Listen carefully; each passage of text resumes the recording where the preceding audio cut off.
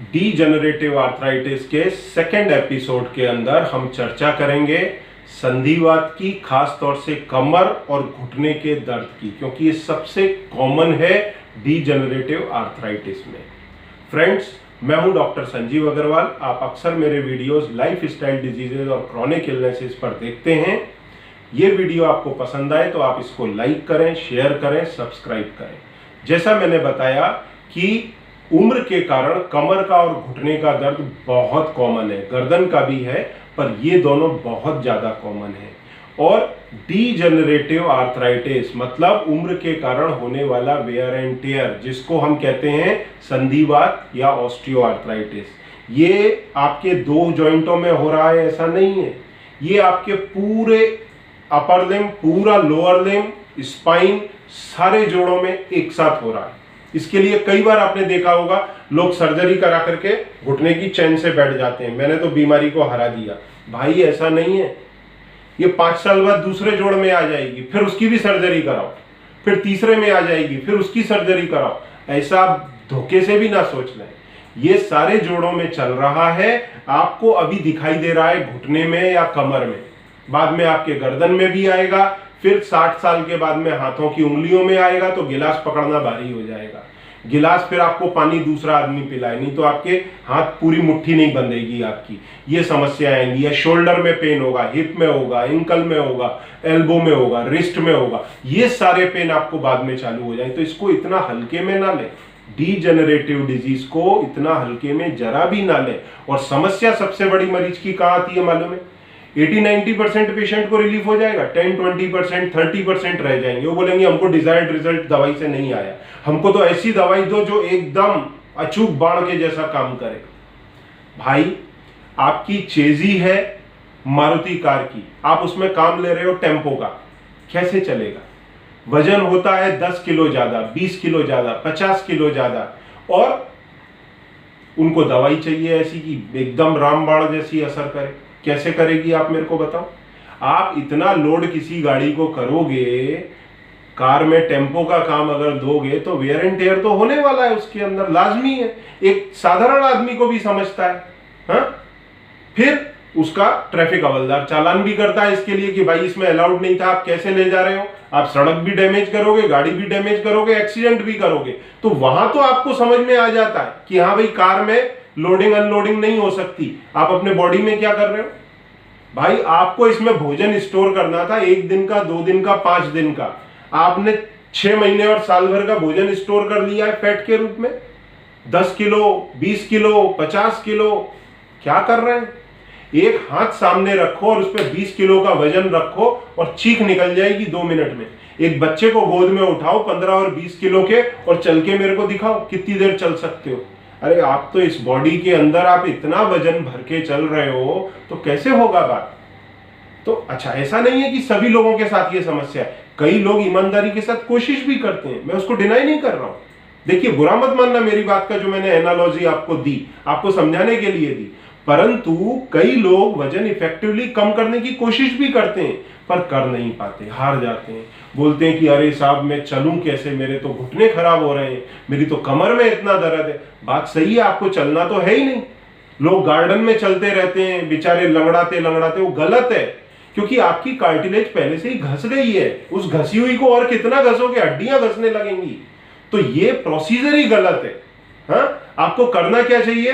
जगह पे एक्सरसाइज करना चाहिए। फिर वजन कैसे कम होगा? आपको आपका डाइट कंट्रोल करना चाहिए।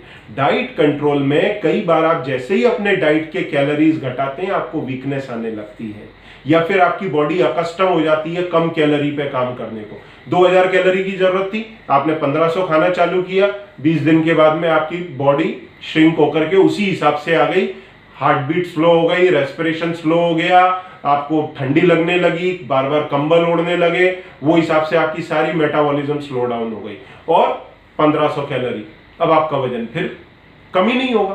तो इफेक्टिव तरीका क्या है कि वजन कम हो? तो उसके लिए आप चाहें तो मेरे नीचे दिए हुए बटन पे प्रेस करके मेरे से पूरे वीडियोस नीचे लिंक में भी देख सकते हैं, या मेरे असिस्टेंट से मांग सकते हैं। और नट एंड शेल में बताऊं, एकदम आसान तरीका है, आपको कार्बोहाइड्रेट का कंजम्पशन घटाना पड़ेगा। कार्बोहाइड्रेट का कंजम्पशन घटाए बगैर वजन कम नहीं होगा। मैं एक सिंपल सा उदाहरण देता हूं, आपके सामने हलवा पूरी रखा हुआ है एक तरफ और दूसरी तरफ रखा है कद्दू की सब्जी और सूखी रोटी। आप किधर पहले हाथ मारोगे? आप पहले हलवा पूरी पे जाओगे, वो खत्म हो जाएगा, फिर चलो मन मार के और भूख लगी है कद्दू भी खा लेते हैं रोटी के साथ। ये होता है। तो बॉडी को भी जब कार्बोहाइड्रेट मिल रहा है तो फैट क्यों बर्न करेगी? क्यों इतनी मेहनत करेगी फैट बर्न करने को? आपने उसको इजी सोर्स दे के रखा है, भूख लगती है आप वापस से खा लेते हो। कई लोग तो 6-6 बार खाते हैं। भाई कितना खाना है? पहले तो उसको 3 पर लाओ, 3 से 2 पर लाओ, हो सके तो 1 पर ही ले आओ। इतनी बार खाना खा करके तो आप वजन कभी नहीं घटेगा आपका। क्योंकि होता क्या है, जैसे ही आपके बॉडी का कार्बोहाइड्रेट खत्म हुआ आपको भूख लगना शुरू होगी। अगर उस इंपल्स को आपने मिस कर दिया, मिस द बस। आपने देखा होगा कई बार आपको भूख लगती है, आप छोड़ देते हो, नहीं खाते हो, तो आपकी भूख मर जाती है। उसी पल आपके बॉडी का फैट बर्न होना चालू हो जाता है। फिर आपको भूख भी नहीं लगती, आपको मजा आने लगता है भूखे पेट भी। वही मजा तो हमको लेना है। तो आपने रात को खाना खाया, ओवरनाइट के अंदर कार्बोहाइड्रेट बर्न हो गया, अब मॉर्निंग के अंदर नंबर लग गया आपके फैट का। अब इसको बर्न होने दें दोपहर तक। हाँ, और ये चिंता ना करें कि आपके मसल जो है वो हल्के पड़ जाएंगे, नहीं होंगे। ग्रोथ हार्मोन बढ़ जाता है 12 घंटे के बाद में, आपके मसल डैमेज नहीं होंगे। भूल के भी ना सोचें, किसी की ना सुने इस मामले में। आपका फैट बर्निंग होगा और फैट बर्निंग से एनर्जी मिलना चालू होगी। You will be very comfortable. Go for 14 और 16 आवर्स फास्टिंग एटलीस्ट। अगर आप वंस इन अ डे नहीं कर सकते 23-24 घंटे का, तो इतना तो करें, एक ब्रेकफास्ट स्किप कर दें या एक डिनर स्किप कर दें। तो ब्रेकफास्ट और लंच लें या फिर लंच और डिनर लें। इसके साथ में आप कार्बोहाइड्रेट का इंटेक घटाएं। तो जैसे ही कार्ब घटेंगे बॉडी का फैट बर्न होने लगेगा। देखिए आपके बॉडी में जो सोर्स ऑफ एनर्जी है वो क्या है? ग्लाइकोजन, ग्लूकोज का ही एक रूप। ये कितना सा है? मात्र 500-600 ग्राम। एक दिन फास्टिंग करोगे जल के खत्म। अब जो बड़ा सोर्स है वो क्या है? Fat. 10 kilo, 20 kilo, 50 kilo. 10 kilo fat में 1 लाख किलो कैलोरी होती है। 1 लाख, जो आपको 50 दिन तक बिना खाए जीवित रख सकती है। इतनी बड़ी क्वांटिटी, क्योंकि दिन भर में रिक्वायरमेंट कितनी है? ज्यादा से ज्यादा 2000 किलो कैलोरी की। तो ये 50 दिन तक आप बिना खाए जीवित रह सकते हैं, पर ऐसा प्रैक्टिकली नहीं कर पाते। भूख लगेगी, चक्कर आएगा, तकलीफ होगी, दवाइयां लेनी है आपको, ये सारे इश्यूज रहते हैं। तो इसलिए बोलते हैं आधा खाइए, आधा खाइए। तो आधे के अंदर आप न्यूट्रिशियस फूड खाएं। आप कैलोरी खाली ना देखें, न्यूट्रिशन देखें। तो एक टाइम का फूड स्किप करें, कार्बोहाइड्रेट डाइट में कम करें, न्यूट्रिशनल फल और सब्जियां ज्यादा लें जिससे आपको सारे विटामिन, न्यूट्रिशन वगैरह मिले, और कैलोरीज घटा दें। 1000 पे ले आए, 1200 पे ले आए, 900 पे ले आए, उससे नीचे ना जाए, नहीं तो आपको चक्कर आ सकता है। तो ये करें, ठीक है? तो इससे आपका वजन कम होगा। फिर भी हेल्प चाहिए, आप ले सकते हैं। अब दूसरा, जो लोग चलते रहते हैं, गार्डन में जाके घसी हुई कार्टिलेज को और घसने लगते हैं, ऐसा नहीं करने का। क्योंकि इसमें क्या होता है, जैसे ही आप 50 साल के आसपास पहुंचती है आपकी एज फीमेल्स की या मेल्स की 60 के बाद, तो उनके जो मेल फीमेल हार्मोन्स है उनका कॉन्सेंट्रेशन ड्रॉप होता है। तो इससे क्या होगा? आपके जॉइंट्स वीक पड़ेंगे, बोन्स वीक पड़ेंगी। तो जब ये जॉइंट्स वीक पड़ना शुरू होते हैं तो गादी घसना चालू होती है। जब गादी घसेगी, उसके सेल, उसमें जो सेल बनते हैं वो कम संख्या में बनेंगे, क्योंकि अब हार्मोन्स नहीं है। तो जब वो कम बनेंगे तो रफ हो जाएगी कार्टिलेज। आपस में जब पैर चलेगा, ऐसा घिसेगा, तो घर्षण होगा, सूजन होगी। सूजन के कारण कुछ एक साइटोकाइंस, कुछ एक वहां पर ये इन्फ्लामेटरी साइटोकाइंस निकलते हैं। ये इन्फ्लामेटरी साइटोकाइंस वापस से कार्टिलेज को डैमेज करते हैं और यही इरिटेट करते हैं आपके नर्व्स को, जिसके कारण आपको जोड़ों में जलन होती है या फिर दर्द होता है। तो ये 2 प्रोसेस वहां साथ में होती है। एक होती है इन्फ्लामेशन की, दूसरी होती है डीजनरेशन की, मतलब सेल्स कम बनने लगते हैं और पुराने जो सेल्स हैं वो डैमेज तेजी से होते हैं।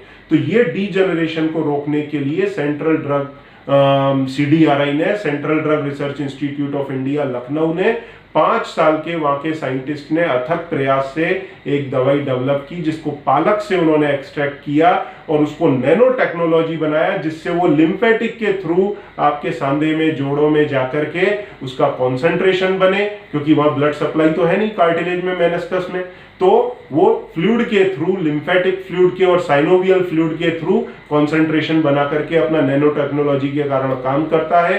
ये टेरोस्पर्मिन सी और बाकी के 3 जो एक्टिव इंग्रेडिएंट हैं वो, और इसको हाल ही में यूएस में पेटेंट मिला जस्ट बिफोर कोरोना, और इंडिया का जो पेटेंट है वो अवेटेड है। Because of the corona we could not get yet, soon we will gate.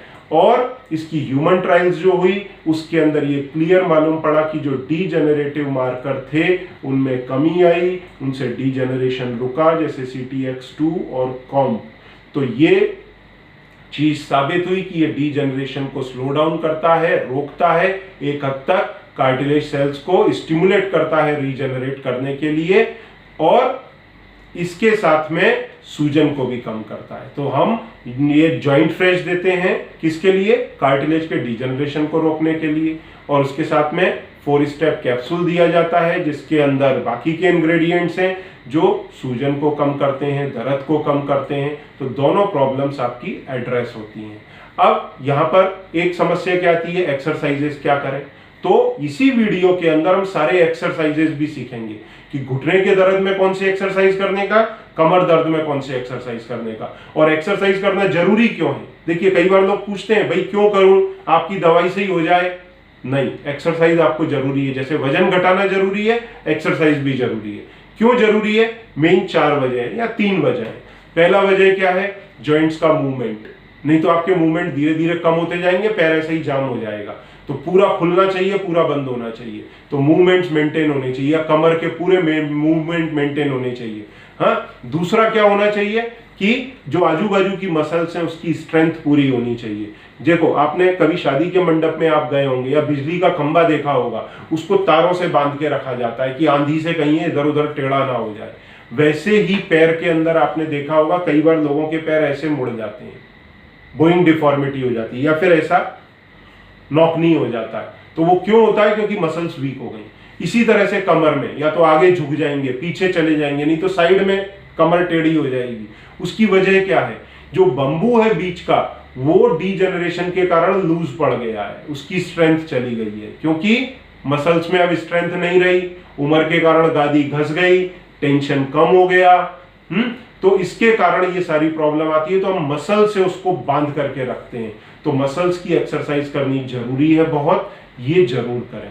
तो वो हम सीखेंगे अभी। और तीसरा, लोगों को कई बार कार्डियक प्रॉब्लम है, डॉक्टर ने बोला भाई आप वॉक करो, स्टेमिना मेंटेन करो, तो आप तैराकी कर सकते हैं। नहीं तो आप एयर बाइक आती है वो साइकिल चलाएं। तो एयर बाइक भी कौन सी? जिसमें हाथों से पैडल चलते हैं। देखिए मैंने साइड में दिखाया है, हाथों से पैडल चलने वाली साइकिल लें। आप वो साइकिल ना लें जो पैरों से चलती, नहीं तो आपके और जोड़ खराब हो जाएंगे। ठीक है, तो ये सारी चीजें करें। कोई क्वेरी है मेरे साथ वीडियो कंसल्टेशन कर सकते हैं, मेरे असिस्टेंट से हेल्प ले सकते हैं, और हम चलते हैं घुटने की एक्सरसाइजेस देखने के लिए। ये फर्स्ट एक्सरसाइज है। इसके अंदर थाई के ऊपर, थाई की मसल्स जो है क्वाड्रिसेप्स, उसमें ये स्ट्रेंथ लाता है। इसमें हम लोग क्या क्या करेंगे? एक तो 1 kg के एंकल वेट टांगेंगे, ये देखिए नीचे टंगे हुए हैं एंकल वेट। उसके बाद में ये प्लेट लगाएंगे बीच में, जिससे ये घुटने जो है ना ये पास पास रहें। ये पास रहेंगे ना घुटने एक दूसरे के, कोई गैप नहीं रहना चाहिए। ये प्लेट नीचे गिरनी नहीं चाहिए। ये प्लेट नीचे नहीं गिरेगी तो ये अंदर की मसल्स हैं, वेस्टिस मीडियलिस ऑब्लिक, VMO मसल, ये VMO मसल में स्ट्रेंथ आएगा तो ये घुटने को बाहर नहीं जाने देगी, जो अक्सर ऑस्टियोआर्थराइटिस में डिफॉर्मिटी होती है, या इवन रूमेटॉइड आर्थराइटिस में भी लेटर स्टेज के अंदर ये डिफॉर्मिटी आ जाती है, और इसके कारण घुटने पहले खराब होते हैं और सर्जरी की जरूरत पड़ती है। अब या तो ये प्लेट पूरी तरह से फंसनी चाहिए। कुछ लोगों के जिनके घुटने पहले से ही दूर चले गए हैं, इस तरह से जब वो जोड़ के बैठते हैं तो ये इस तरह से घुटनों में गैप रहता है, तो वो क्या करें? जिनके गैप है वो फिर ये प्लेट ना लगाएं, क्योंकि उनके तो प्लेट लगाएंगे नीचे गिर जाएगी। तो ये बेल्ट आता है, ये बेल्ट मंगा करके ले, ये देखिए ये बेल्ट मंगा करके ले, और ये बेल्ट इधर टाइट करके ये गैप को खत्म करें, और फिर उसके बाद में ये एक्सरसाइज करें। और जिनको ये गैप बीच में नहीं है वो ये बेल्ट का यूज ना करें, बेल्ट यूज ना करें, खाली ये प्लेट डाल करके ये एक्सरसाइजेस करें। तो इससे क्वाड्रिसेप्स में स्ट्रेंथ आएगा, वीएमओ में स्ट्रेंथ आएगा, ये दोनों में स्ट्रेंथ आएगा, साथ में रेंज ऑफ मूवमेंट आएगा नी के अंदर। इसमें एक भी ग्राम घुटने के ऊपर बॉडी का वेट नहीं आ रहा है, ये नॉन वेट बेयरिंग एक्सरसाइज है। ये एक्सरसाइज बैठ करके करनी है। अब सेकंड एक्सरसाइज में बताऊंगा जो कि उल्टे लेट करके करनी है। देखिए ये सेकंड एक्सरसाइज है, इसके अंदर एंकल पर वेट डाला हुआ है। अगर आपको तकलीफ हो तो शुरू में बिना एंकल वेट के भी कर सकते हैं। एंकल पर वेट डाला हुआ है, हैमस्ट्रिंग मसल्स के ऊपर पूरा टेंशन आता है, ये हैमस्ट्रिंग स्ट्रेंथनिंग एक्सरसाइज है।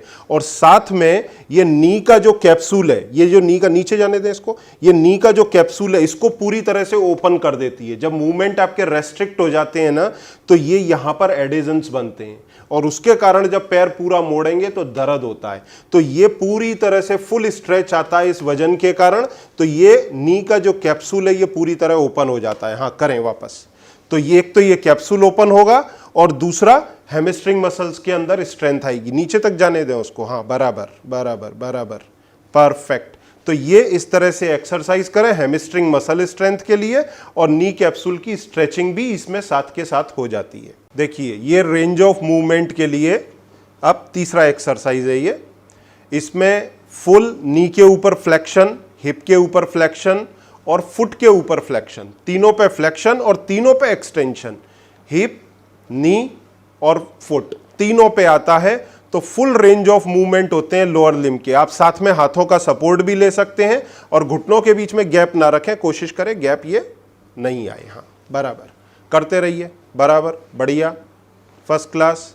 ये सारी जितनी भी मैं एक्सरसाइजेस बता रहा हूं ना, एक बार में 15 बार और 15-15 के 3 सेट ये आपको करने हैं। मतलब 45 बार ये करनी है, 45 बार पिछली, उसके पिछली 45 बार और आगे की भी 45-45 बार डेली करनी है। अगर एक बार में ना कर पाए, जैसे 15 किया रुक गए, फिर 15 किया फिर रुक गए, फिर 15 किया, मान लीजिए एक बार में कर लेते हैं, बहुत अच्छी बात है। नहीं कर पाते 2 पार्ट में स्प्लिट कर दीजिए। 2 बार मॉर्निंग में कर लीजिए 15-15 के 2 रैप, तो 30 हो गई। एक बार या 2 बार शाम को कर लीजिए 15-15 के 1 या 2 रैप, तो वो हो गई 45 से 60 रैप, ये एक्सरसाइज हो जाएगी। तो इस तरह से 3 सेट हमारे को मिनिमम करने हैं 15-15 के। ठीक है, देखिए ये चौथी एक्सरसाइज है। इसमें फुट को फुल्ली फ्लेक्स करते हैं, साथ में नी को नीचे दबाते हैं। जब ये ऊपर आता है तो घुटना नीचे जाता है, तो ये पीछे का कैप्सूल पूरी तरह ओपन हो जाएगा। और साथ में फुट को एक्सटेंड करेंगे, ये भी 15-15 बार, 3 रिपीटेशन। ठीक है, तो 45 बार हो गया। और इससे क्या होता है, काफ मसल में स्ट्रेंथ आती है। तो जब आप कभी ट्रैवल करते हैं, पैर लटका करके बैठते हैं, तो आपको पैरों में सूजन की शिकायत नहीं आती, क्योंकि मसल्स की टोन मेंटेन हो जाती है। तो ब्लड जो है वो फ्लो होकर के ऑटोमेटिक ऊपर जाता है। अदरवाइज क्या होता है, वो नीचे के पार्ट के अंदर स्टोर होने लगता है, आपके पैरों में सूजन आ जाती है, आपको तकलीफ होती है। ठीक है, तो ये चौथी एक्सरसाइज है। ये 4 एक्सरसाइजेज अगर आप घुटने के लिए करते हैं, it is more than enough. देखिए ये हमने घुटने की सारी एक्सरसाइजेज देखी। अब हम देखेंगे कमर की एक्सरसाइजेज। कमर की एक्सरसाइजेज कई तरह की प्रॉब्लम्स में अलग अलग प्रकार की एक्सरसाइजेज होती हैं। जैसे डीजेनरेटिव डिस्क डिसीज है, अलग होगी। स्लिप डिस्क है या डिस्क प्रोलैप्स है तो अलग होगी। या फिर कॉर्ड कंप्रेशन या स्टेनोसिस है तो अलग होगी। फिर शियाटिका है तो थोड़ी सी अलग होगी।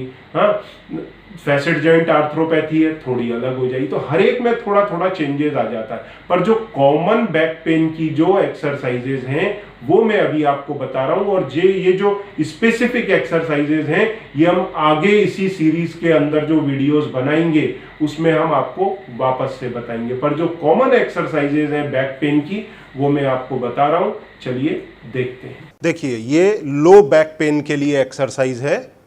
इसमें अपने को छाती के हिस्से को ऊपर उठाना है, 5 सेकंड होल्ड करना है, फिर नीचे जाना है। करो, फटाफट करो। हाँ ये देखिए, ठीक है, नहीं 5 सेकंड होल्ड करो या 3 सेकंड होल्ड करो, फिर नीचे जाओ। इससे बैक की ये सारी मसल्स स्ट्रेंथ आती है। तो उससे क्या होगा, आपका बैक का पेन जाएगा।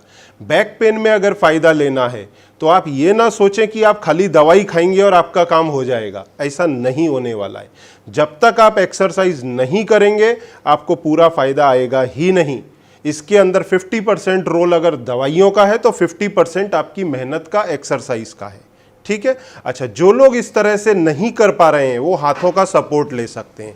देखिए ऐसे, हाँ करिए, वापस नीचे जाइए, पूरे पूरे नीचे जाइए। हाँ, ये इसको इधर सीधा रखिए, पीछे लीजिए, हाँ बराबर, ये पूरा नीचे जाइए, हाँ पूरा ऊपर उठाइए। अभी ये देखिए, ये एल्बो के लेवल तक उठाने का, ये सीधा हो जाना चाहिए ऐसा, ये उठाने का, फिर नीचे जाइए बराबर, फिर ऊपर लाइए।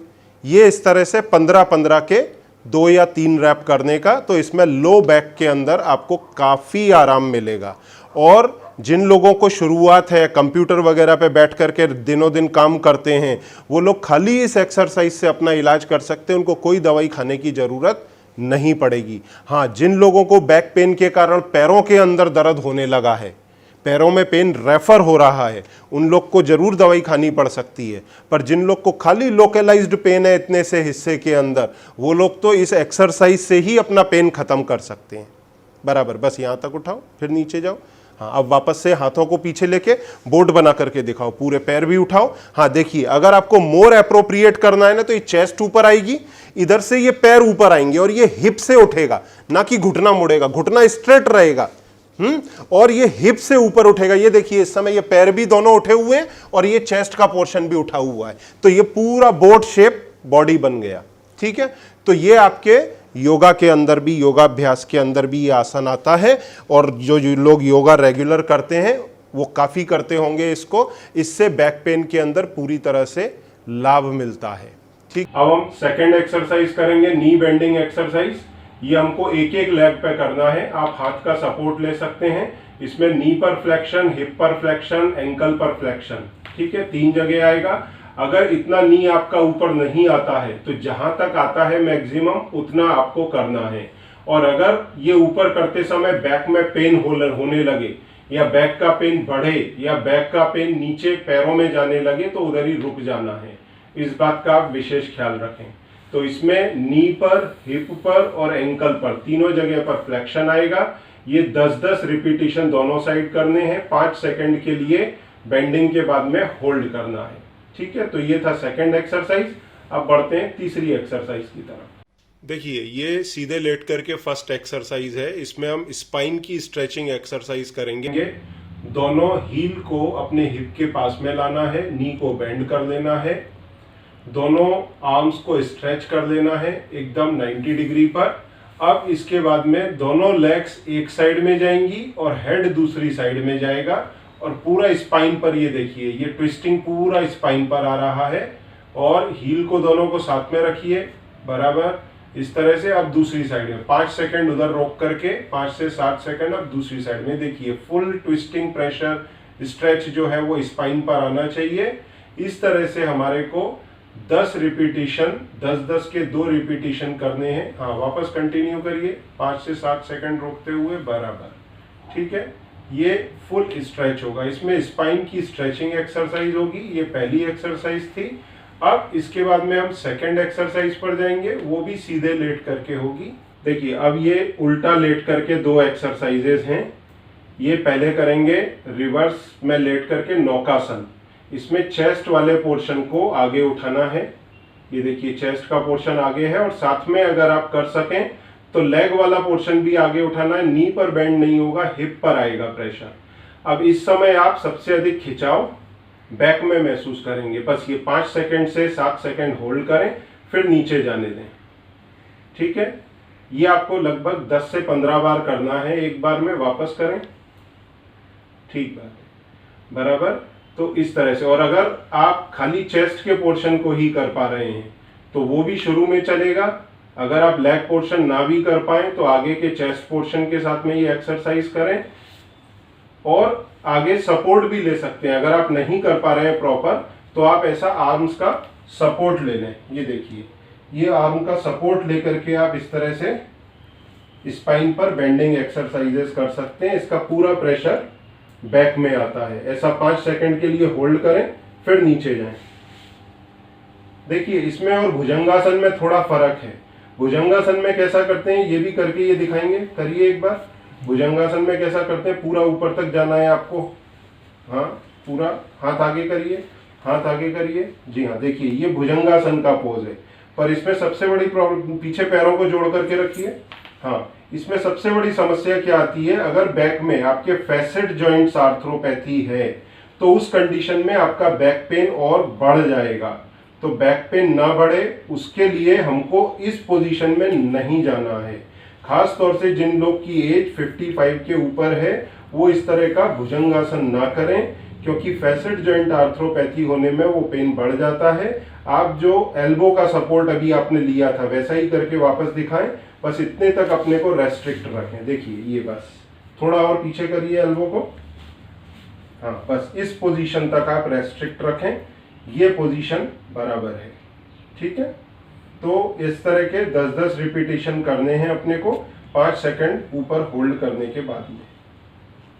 तो इस एपिसोड में हमने क्या देखा, वजन घटाना जरूरी है, साथ में एक्सरसाइजेस करना जरूरी है, साथ में ये दवाइयां सप्लीमेंट लेना जरूरी है।